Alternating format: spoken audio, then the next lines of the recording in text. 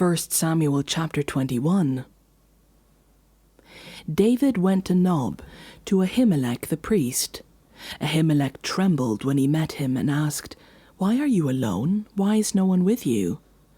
David answered Ahimelech the priest, "The king sent me on a mission and said to me, 'No one is to know anything about the mission I am sending you on.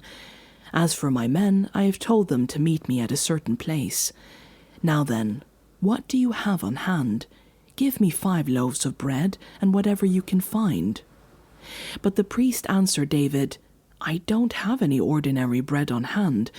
However, there is some consecrated bread here, provided the men have kept themselves from women.'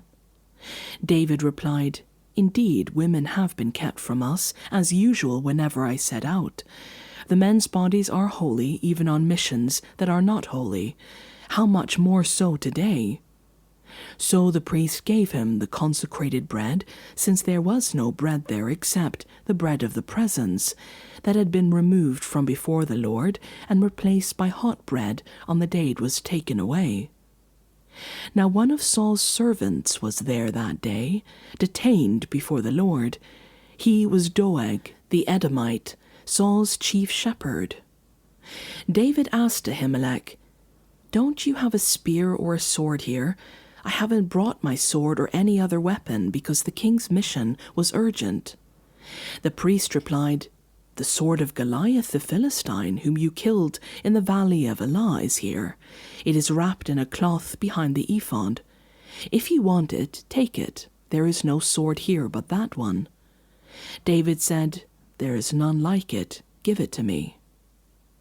That day David fled from Saul and went to Achish, king of Gath.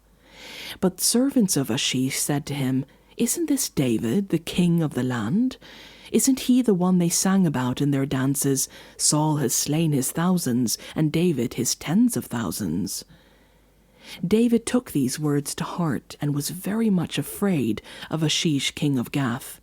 So he pretended to be insane in his presence, and while he was in their hands, he acted like a madman, making marks on the doors of the gate and letting saliva run down his beard.